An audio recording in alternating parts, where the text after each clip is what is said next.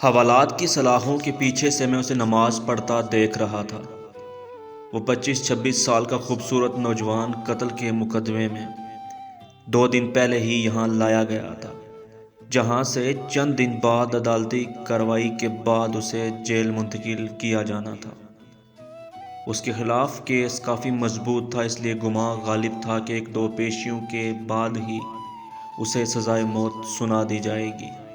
میں ایک پولیس والا ہوں اور پہلے دن سے ہی میرا رویہ اور لہجہ اس کے ساتھ کافی سخت رہا تھا، لیکن اس کے لبوں پر ہمیشہ دل مو لینے والی مسکراہٹ ہوتی تھی، اور ہمیشہ وہ مجھے بڑا سمجھتے ہوئے ادب سے اور نرم لہجے میں بات کرتا تھا، اور مجھ جیسا سخت انسان بھی 2 دن میں ہی اس کے اچھے اخلاق کے سامنے ہار گیا تھا۔ اب وہ سلام پھیرنے کے بعد دعا مانگ رہا تھا۔ میں اسے دیکھتا ہی رہ گیا۔ وہ اس طرح خشوع و خضوع سے دعا مانگ رہا تھا کہ یوں لگتا تھا جیسے وہ جس سے مانگ رہا ہے وہ اس کے بالکل سامنے بیٹھا ہو۔ دعا کے بعد اس کی نظر مجھ پر پڑی تو اس کے لبوں پر پھر وہی مسکراہٹ نمودار ہوئی۔ وہ اٹھ کر میرے سامنے آیا اور ہمیشہ کی طرح میرا حال احوال پوچھا۔ آج خلاف معمول میرا لہجہ کافی نرم تھا۔ باتوں کے دوران میں نے اسے پوچھا کہ کیا واقعی اس نے قتل جیسا جرم کیا ہے، کیونکہ مجھے اس کی معصومیت سے نہیں لگ رہا تھا کہ وہ قتل جیسا جرم کر سکتا ہے۔ ایک انسان قتل پوری انسانیت کا قتل ہے، تو پھر میں ایسا گھناؤنا جرم کیسے کر سکتا ہوں؟ اس نے مسکراتے ہوئے جواب دیا۔ تو پھر؟ میں نے سوالیہ نظروں سے اس کی طرف دیکھا۔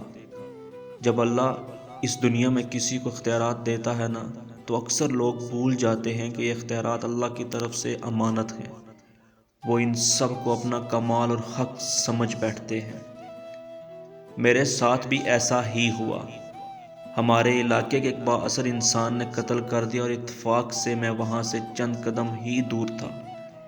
اس نے الزام مجھ پر لگا دیا، جھوٹے گواہ بھی تیار کر لیے گئے اور میں یہاں آ گیا۔ مجھے دکھ سا ہوا۔ تو تمہارے گھر والوں نے کچھ نہیں کیا؟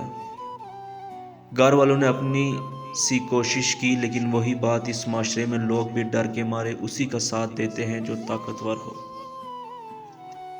مجھے دکھ سا ہوا۔ تو تمہارے گھر والوں نے کچھ نہیں کیا؟ گھر والوں نے اپنی سی کوشش کی، لیکن وہی بات، اس معاشرے میں لوگ بھی ڈر کے مارے اسی کا ساتھ دیتے ہیں جو طاقتور ہو۔ تمہیں ڈر نہیں لگتا کہ ہو سکتا ہے کچھ دنوں تک تمہیں موت کی سزا سنا دی جائے؟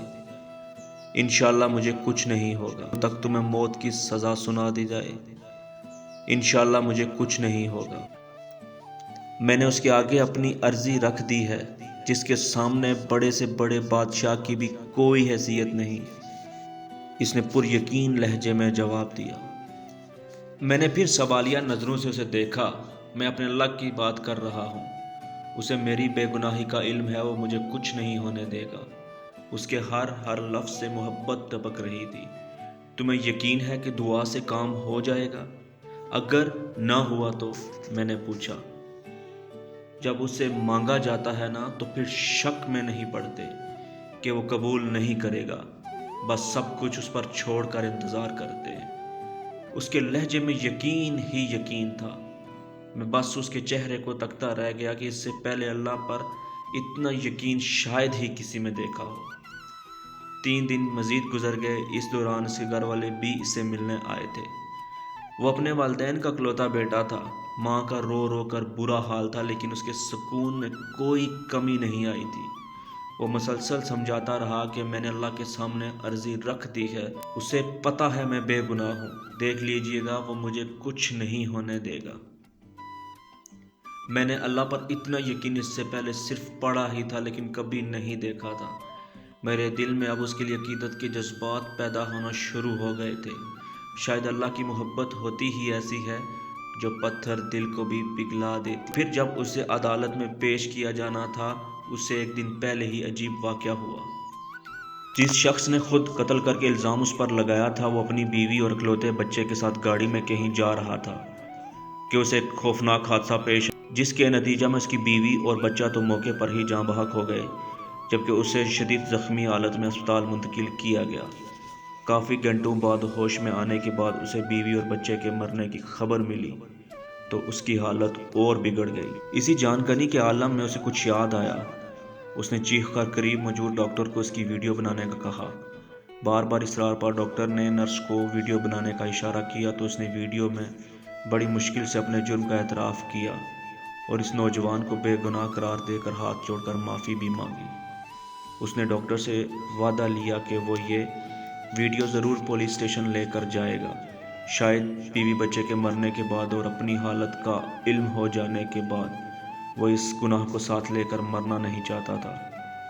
ادھر ویڈیو پولیس اسٹیشن پہنچی، ادھر وہ آدمی مر گیا۔ آج عدالت میں اس کی پیشی تھی۔ عدالت کے سامنے اس کی بے گناہی کا ناقابل تردید ثبوت ویڈیو کی شکل میں موجود تھا، لہذا اسے باعزت بری کر دیا گیا۔ میں کمرہ عدالت میں کھڑا گمسم سا سوچ رہا تھا کہ اللہ ان بندوں کی جو صحیح معنوں میں اس پر ایمان لاتے ہیں، ان کی ایسے بھی مدد کر سکتا ہے۔ اس کی ہتھکڑیاں کھول دی گئی تھی، ماں روتے ہوئے سے لپٹ گئی تھی، باپ کی آنکھوں میں آنسو تھے، آج اس کی آنکھوں میں بھی آنسو تھے۔ شاید اس وجہ سے کہ اللہ نے اسے ان حالات میں تنہا نہیں چھوڑا تھا۔